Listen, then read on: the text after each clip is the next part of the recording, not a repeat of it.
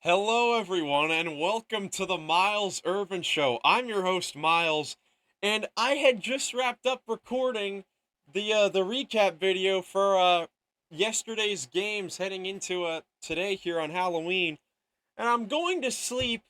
And see, my bed's right there. It's like 2 in the morning, and I get a notification on my phone that James Harden has been traded to the LA Clippers after what has it been? 4 months? 4 months since his initial trade request. James Harden is now where he wants to be, and he is teaming up with Russell Westbrook, Paul George, and Kawhi Leonard, and the Clippers. And man, oh man, and dude, I was getting so frustrated because, like I said, as soon as I got the notification, I was like, all right, I've got to come down and make another video. But Woj did not reveal the details of the trade for another 36 minutes. So I've been sitting here chatting it up with Jackson, about the trade, and then finally we got the deal. We got the details of the deal. There might be some more things that haven't even been revealed yet. There might be a mysterious third team. Oklahoma City might be throwing in a draft pick with this trade. But let's go to the deal. Let's go to the deal. Here it is. James Harden is headed to the LA Clippers alongside longtime teammate PJ Tucker and rookie Philip Petrusev. Hopefully I'm pronouncing that correctly. He was the 50th pick in 2021 and just finally came over to the NBA for this season and then gets traded his first week of his NBA career to the LA Clippers.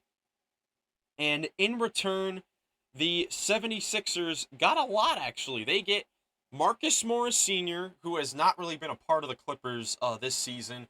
Robert Covington is back in Philly. Trust the process. Nicholas Batum, Kenyon Martin Jr., an unprotected first-round pick from the Clippers for 2028. An unknown first-round pick that is from a mysterious third team. I've been hearing things that it might be Oklahoma City, but not sure yet. No official reports of it. We also have some draft swaps. Maybe it was one singular draft swap and 2 second-round picks. So that is a whole heck of a lot to go over with this trade for the Sixers and the Clippers. Obviously, Harden, he requested this trade at the beginning of free agency, so coming up November 1st is tomorrow, which is also my birthday, so that'll be fun. Um, that was like 4 months ago, so this has been a 4 month long trade request, and the only team that was in the market for him was the Clippers. But just a couple weeks ago, or just in the past week and really past month, the Clippers had backed out of talks because the Clippers didn't really want to give up any of their guys. They made Terrence Mann untouchable. Obviously, you're not going to trade any of your other starting players if you're going to make Terrence Mann untouchable. Um, and with the way the Sixers had started the season through their first 3 games with a 2-1 start and all their guys that are currently there looking pretty solid, I thought that they would stand pat for a little while to wait until they got a better deal, but they got a lot more than I initially expected. Um, let's start with the Clippers side of things. So you got James Harden and PJ Tucker going to the Clippers, and now you've got a starting five that looks like Russell Westbrook and James Harden back together with Paul George, Kawhi Leonard, and Ivica Zubac at the five. That is a loaded starting five. That's just a terrific starting five. And then off your bench, Bones Highland is your backup point guard with Terrence Mann, Norman Powell, who I cannot believe is still a Clipper. I thought that either Mann or Powell would have for sure been in this deal because Powell would have been something else on the 76ers. But he is still there. PJ Tucker probably comes off the Clippers bench, and then you still have Mason Plumlee as your backup center. That is a terrific 10-man rotation for the LA Clippers. Now, on paper, this team has to be the favorite in the Western Conference, right? I mean, you just look at all the star power with Westbrook, George, Harden, and Leonard, and you've got, one of the best bench scorers in the league in Norman Powell coming off your bench with a terrific mix of veterans, scoring, defense. You know, it's a great team on paper. They'll need to figure out how it's all going to work out. Tyronn Lue is going to have his hands filled, but he definitely has had his experiences in the past with coaching star heavy teams, even when he was an assistant coach with the Clippers and also with the Celtics, and of course his head coaching time with Cleveland.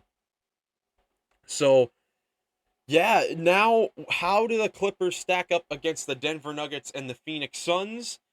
Of course, off the rip, I would still have to go with with the Nuggets, Suns, or Golden State Warriors, or teams like that over the Clippers, just because they have more experience playing together. This is going to take some time for the Clippers to get used to. Now, luckily, this is we're heading into the second week of the season, so they will have plenty of time to figure it out. They'll have the whole season to figure it out.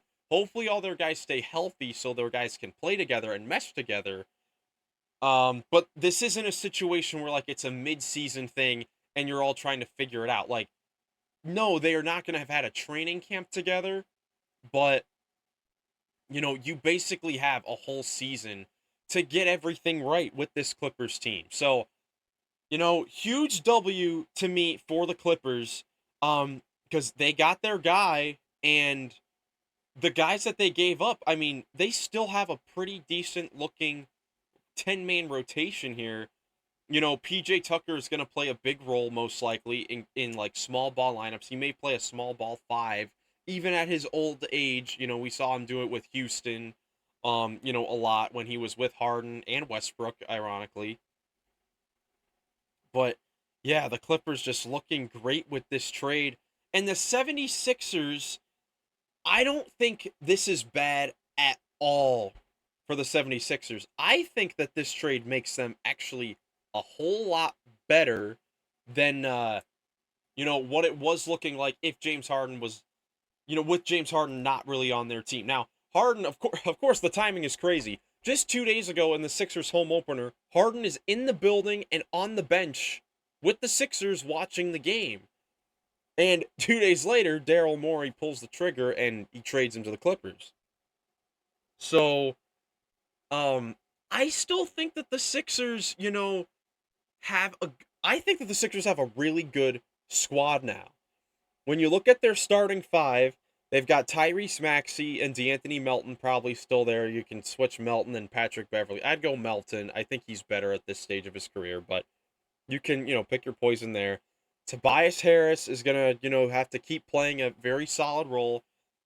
Then you have all the 4 guys that you just acquired from the Clippers that you could start at the 4, whether it's KJ Martin, Robert Covington, Nick Batum, or Marcus Morris. I would go Robert Covington because he's been with the Sixers before. Of course, their systems and everything are way different than he was there. It's been insanely like 5 seasons since Covington has been with the Sixers. 4 seasons. With the Jimmy Butler trade that sent Jimmy Butler to Minnesota. It's crazy. It all comes full circle. Covington is back with the Sixers, and I think he's a good look to start for them. But even if not, you have him come off the bench, and now your second unit looks like Beverly or Melton at the 1, with Kelly Oubre at the 2, who is, looked good for the Sixers to begin the season. Kenyon Martin, Nick Batum, or Marcus Morris. You can fit 2 of them in there to play the forward spots. Whoever's got it going that night or whoever's on a hot stretch. And then Paul Reed as your backup 5. That's a very solid 10-man rotation and a very deep squad in the Eastern Conference. The Sixers, a part of this trade, had to waive Danny Green to, fill enough roster spots, to make the roster spots work and all that.